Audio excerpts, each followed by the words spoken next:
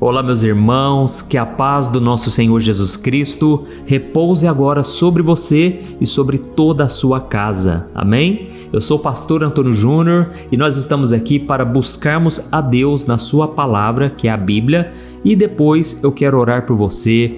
Irmãos, eu estou tão feliz porque essa corrente de fé, de esperança, tem se espalhado não só no Brasil, mas também fora do Brasil. São tantas pessoas que me enviam mensagens de carinho, mensagens assim, pedindo para eu não parar com essa obra, porque elas estão sendo muito abençoadas. Irmãos, vocês não têm noção da quantidade de testemunhos, de milagres que Deus tem feito aqui nesse momento da oração da manhã e na oração da noite. Então eu só tenho que te agradecer por todas as vezes em que você compartilha a oração. Eu sei que você às vezes envia para tanta gente e as pessoas até nem respondem, mas você continua lá perseverando, porque eu creio, irmãos, que a semente vai dar frutos. Por mais que alguém não comente, não fale nada, mas se a pessoa assistir a oração, o Espírito Santo vai tocar nela. É isso que eu creio. Amém?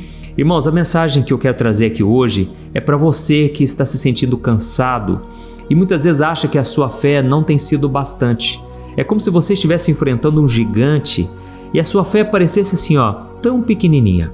Olha, eu vou trazer um ponto de vista aqui hoje que você nunca ouviu falar, eu acho. Eu acredito muito que essa mensagem aqui vai abrir a sua visão sobre como funciona o mundo espiritual. Como que as coisas funcionam? A partir do momento que você ora, a partir do momento que você entrega nas mãos de Deus, será que Deus, Ele realmente vai responder da maneira que você esperava?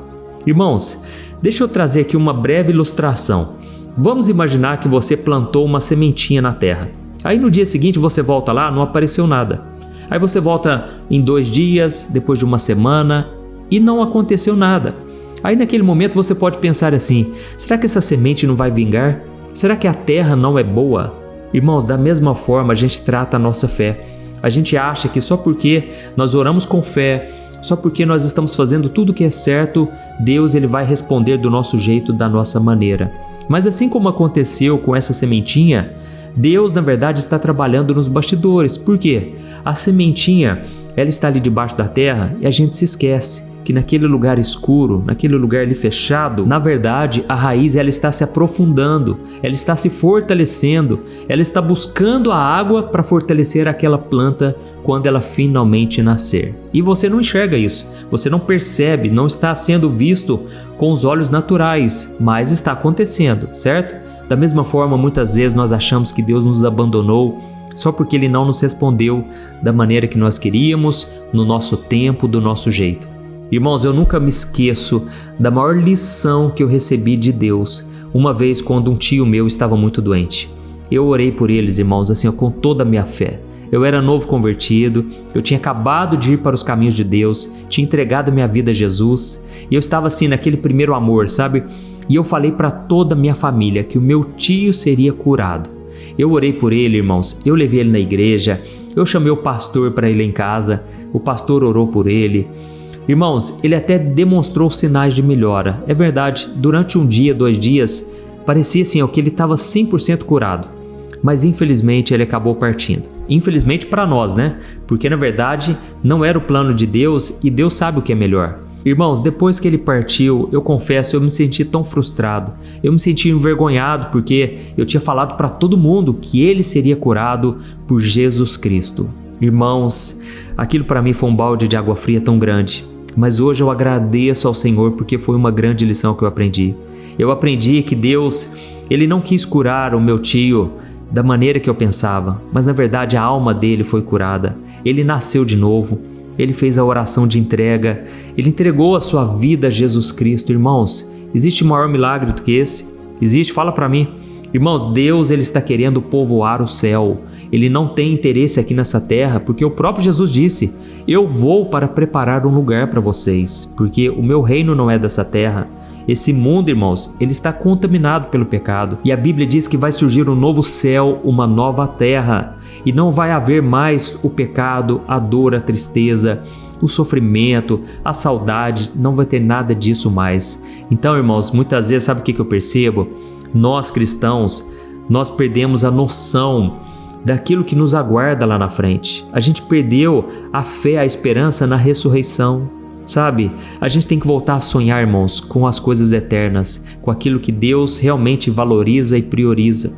Eu sei que Deus, Ele tem o melhor para nós nessa terra, porque a Bíblia diz isso. Lá em Isaías capítulo 1 diz que se nós quisermos e ouvirmos ao Senhor, nós comeremos o melhor dessa terra. Então, Deus tem o melhor para nós aqui nessa terra, mas o nosso coração tem que estar nas coisas do alto, amém? O nosso pensamento, a nossa atitude, a nossa motivação tem que estar sempre voltado para aquilo que é eterno. Irmãos, eu vou trazer uma mensagem aqui hoje que vai falar tanto ao seu coração, e eu não quero que você fique triste ao final dessa mensagem, porque na verdade é uma mensagem de esperança. Então fique comigo até o fim, eu vou te explicar tudo o que a Bíblia vai nos ensinar aqui hoje, e eu peço que você se inscreva no meu canal, ative também o sininho da notificação e selecione a opção todas para que você receba aí no seu celular os próximos vídeos que eu colocar, tá bom? Eu quero te ajudar todo dia, então venha participar comigo. Irmãos, hoje eu quero tocar aqui num assunto muito delicado.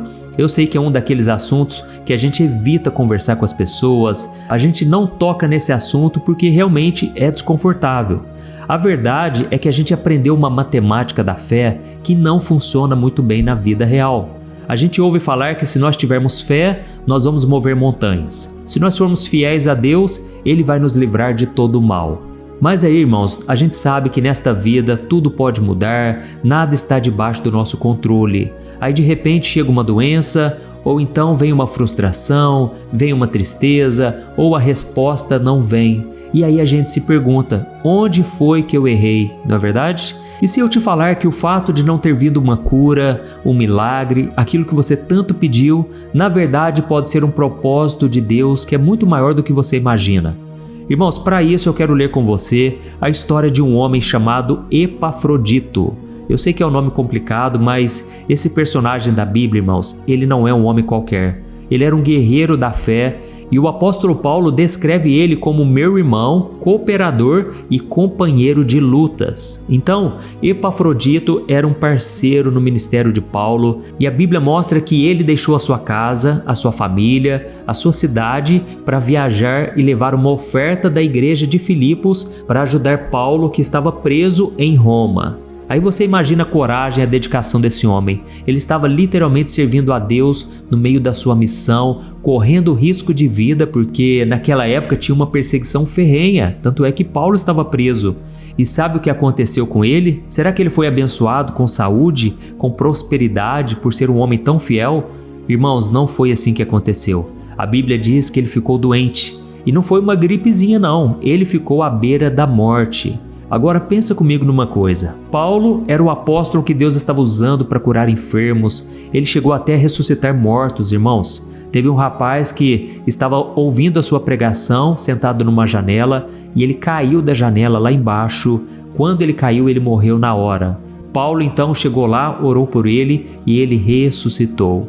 Irmãos, pensa comigo numa coisa. Paulo, que estava ali do lado do seu amigo, com certeza orou por ele, e de repente esse homem aqui quase morreu por causa da sua doença. É claro que a gente pensaria assim, esse homem foi curado na hora, porque o poder de Deus estava ali na vida de Paulo. Mas irmãos, olha só o que está escrito em Filipenses capítulo 2, o versículo 27. Olha o que Paulo disse. De fato, ele esteve doente à beira da morte, mas Deus teve misericórdia dele e também de mim, para que eu não tivesse tristeza sobre tristeza.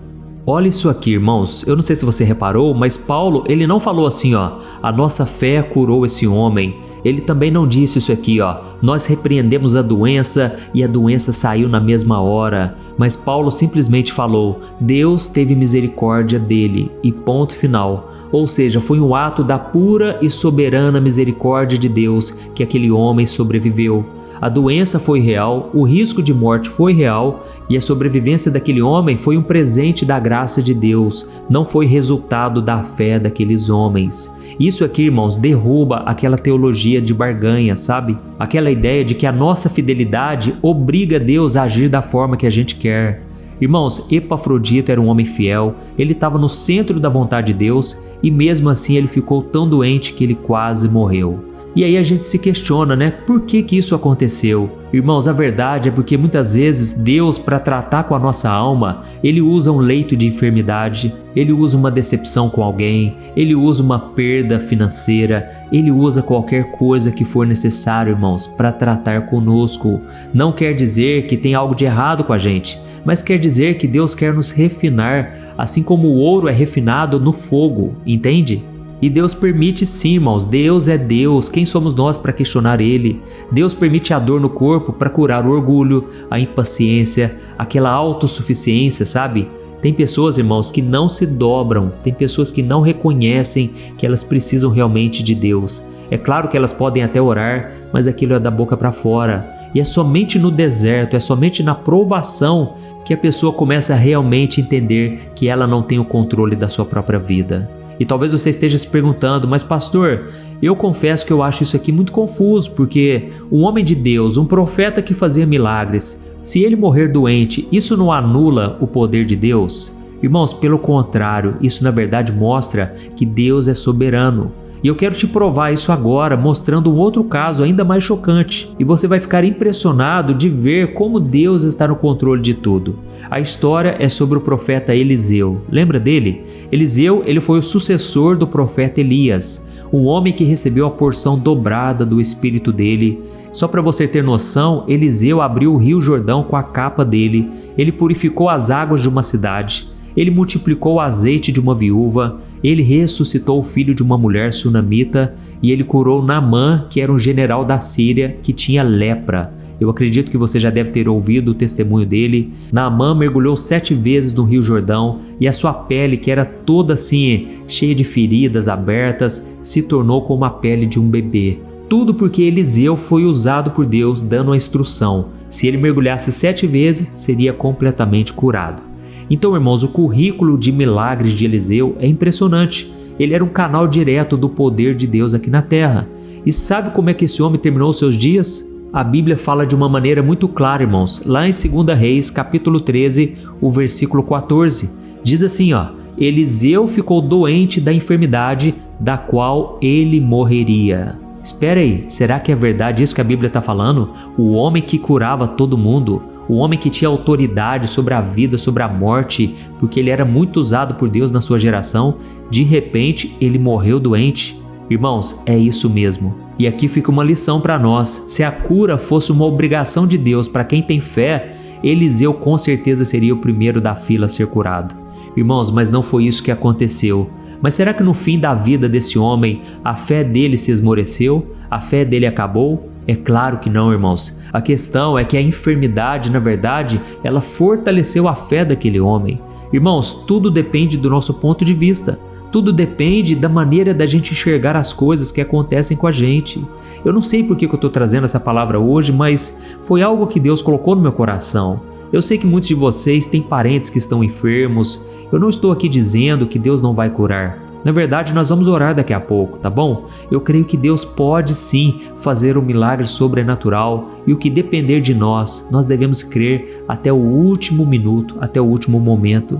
Eu já vi vários testemunhos, irmãos, de Deus assim, revertendo quadros, de Deus ressuscitando aquilo que já estava morto e trazendo de volta aquela esperança. Então, Deus pode fazer qualquer coisa, mas o que eu quero te mostrar nessa mensagem aqui é que até mesmo homens e mulheres de Deus, eles passam por provações, por dificuldades. E a prova de que a doença de Eliseu não foi um sinal de abandono ou até mesmo a falta de poder está no que acontece depois da morte dele. É uma das cenas mais incríveis da Bíblia, irmãos. Lá no livro de 2 Reis, capítulo 13, o versículo 21, diz que alguns homens estavam enterrando um defunto e de repente eles viram um bando de inimigos se aproximando. E na pressa eles jogaram o corpo daquele homem morto na primeira sepultura que eles viram, que por acaso era a sepultura de Eliseu. E no mesmo momento em que o corpo do defunto tocou os ossos do profeta, aquele homem ressuscitou e se levantou.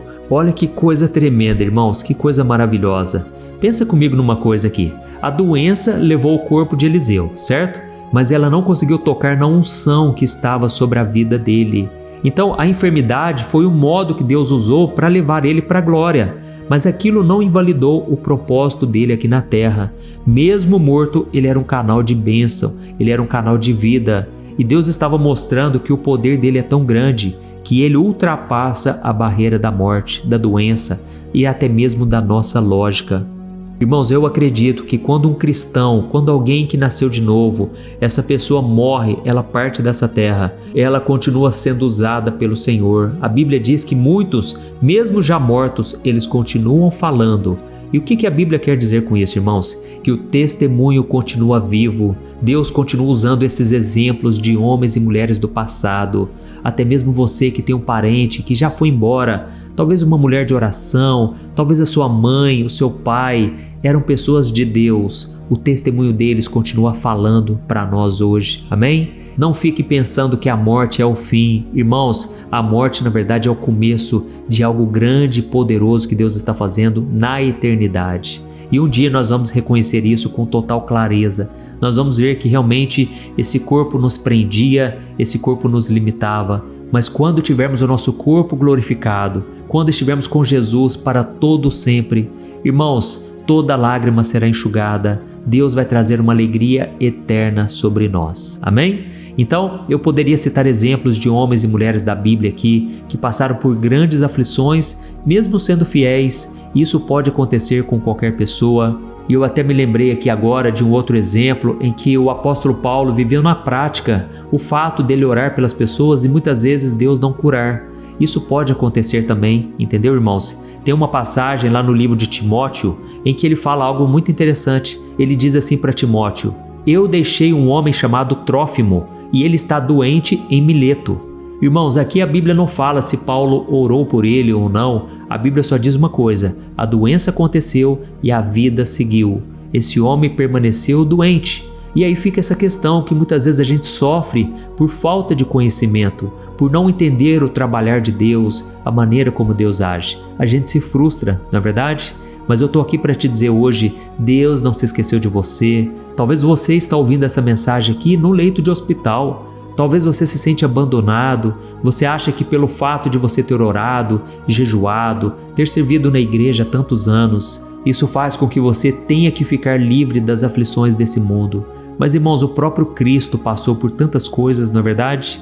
E muitas vezes a gente acha assim, o meu problema é o maior de todos. Não, irmãos, Jesus enfrentou coisas terríveis, mas ele perseverou e ele mesmo disse para nós: tenham bom ânimo, porque eu venci o mundo por vocês. Glória a Deus. Entendeu a mensagem de hoje? Então, eu quero muito que você escreva aqui no comentário: Deus falou comigo hoje, eu precisava dessa palavra. Aleluia. Então nós vamos orar agora, nós vamos crer no milagre, nós vamos principalmente entregar nas mãos de Deus o nosso futuro, a nossa vida, a vida daqueles que a gente ama. E no final da oração eu peço para que você compartilhe com seus amigos, familiares. Vamos compartilhar, irmãos, porque tem muita gente precisando de uma palavra como essa, tá certo?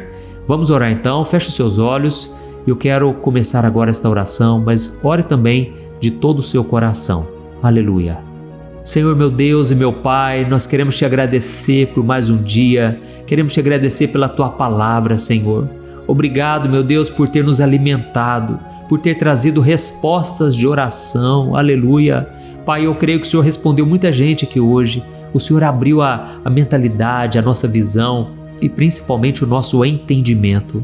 Pai, obrigado, meu Deus, porque muitas vezes o Senhor fala não aquilo que a gente quer ouvir, mas aquilo que a gente precisa ouvir para aumentarmos a nossa fé, para amadurecermos na fé. Oh, meu Deus, eu coloco diante de Ti a vida deste homem e desta mulher. Essas pessoas, Pai, que muitas vezes se sentem como uma terra seca. Essa pessoa parece que ora, ela busca, ela jejua, mas ela só encontra o silêncio. Quantas pessoas, meu Pai, estão olhando agora para um diagnóstico médico, para uma dor na alma, para um problema que parece que nunca se resolve, e elas ficam se perguntando: onde está o Senhor? Por que o Senhor não responde de forma imediata? Por que o Senhor não faz aquilo que nós pedimos? Oh, meu Pai, ministra no coração dessas pessoas agora, sopra sobre elas, meu Pai, a Tua presença, a Tua força, o Teu poder. Mostra, Senhor, que Tu és o socorro bem presente na hora da angústia. Mostra que o Senhor está no meio dessa tempestade. Pai, nós Te pedimos perdão porque muitas vezes nós tentamos barganhar contigo. Nós exigimos provas, sinais para podermos crer. Pai, nos perdoe, Senhor, a nossa fé é pequena demais. Quantas vezes, meu Pai, nós queremos ter a fé de Jó, que mesmo perdendo tudo, ele declarou: o Senhor deu, o Senhor tomou, louvado seja o nome do Senhor.